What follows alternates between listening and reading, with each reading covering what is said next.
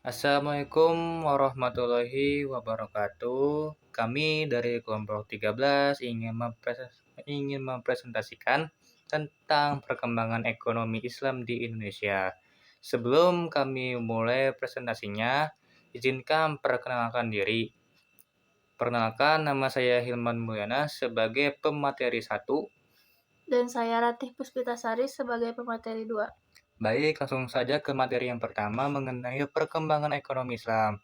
Definisi pembangunan ekonomi telah diubah. Sekarang tujuan utama dari upaya pembangunan ekonomi bukan lagi adalah untuk meningkatkan tingkat pertumbuhan PDB yang paling tinggi, tetapi untuk menghilangkan atau mengurangi kemiskinan, mencegah ketimpangan pendapatan, dan menyediakan lapangan kerja untuk perekonomian yang terus berkembang. Dan kedua, dalam bukunya yang berjudul Kebersamaan dan Asas Kekeluargaan, Suarsono tahun 2004 menyatakan bahwa pembangunan ekonomi yang didasarkan pada demokrasi ekonomi melibatkan partisipasi dan emasipator. Menurut Suarsono, peningkatan pendapatan dan kepemilikan adalah dua aspek pembangunan ekonomi. Lanjut ke materi yang kedua mengenai perbankan Islam. Perbankan Islam secara bahasa itu bank syariah yang beroperasi sesuai dengan prinsip syariah yang mengacu pada syariat Islam dengan berpedoman utama kepada Al-Quran dan hadis. Terdapat dua jenis bank syariah, yaitu Bank Umum Syariah atau BUS dan Bank Pembiayaan Rakyat Syariah atau BPRS.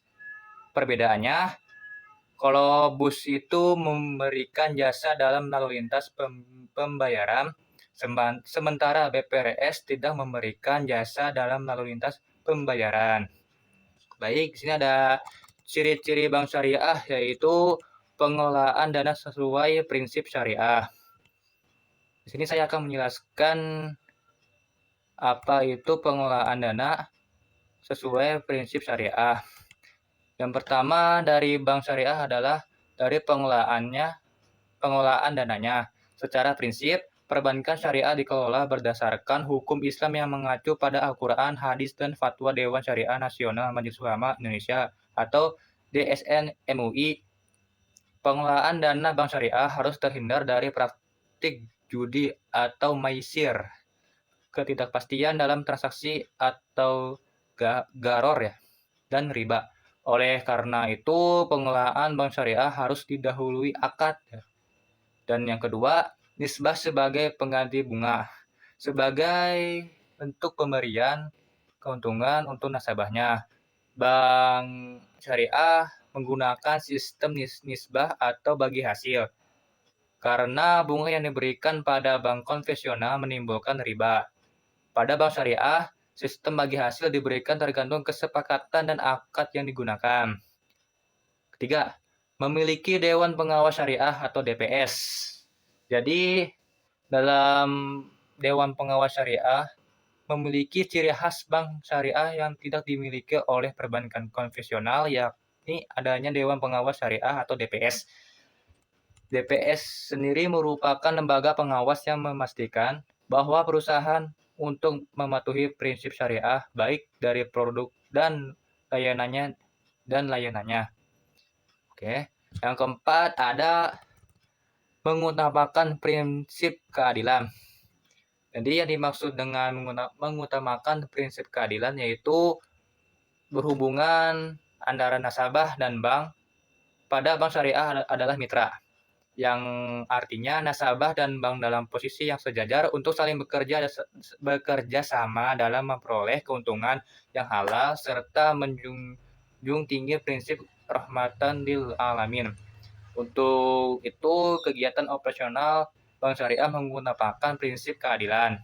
Supaya prinsip ini dapat tercapai dalam melakukan transaksi, perbankan syariah haruslah transparan, memberikan laporan kepada nasabah.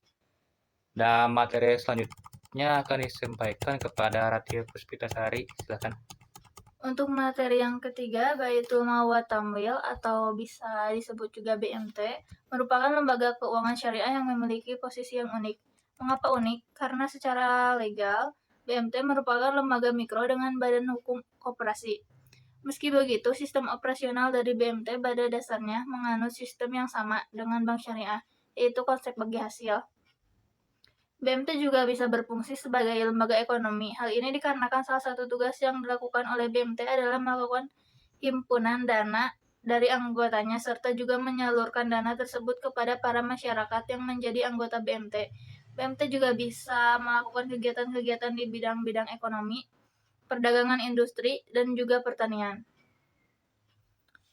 Materi yang keempat yaitu mengenai pegadaian syariah.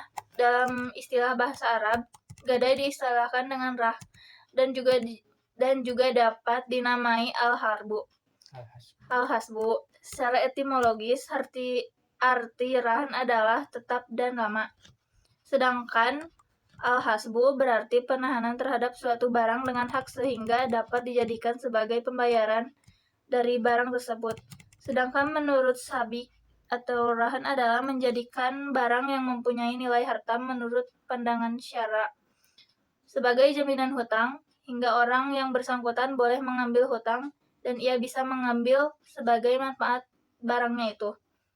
Dasar hukum pegadaian syariah. Yang satu Al-Quran, 2 hadis, 3 ijma. Rukun gadai.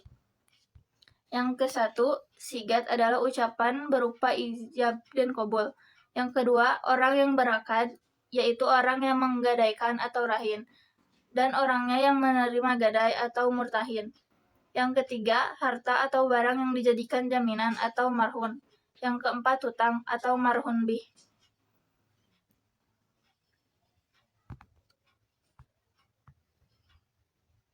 Untuk syarat gadai ada 2, yaitu rahin murtahin dan marhun.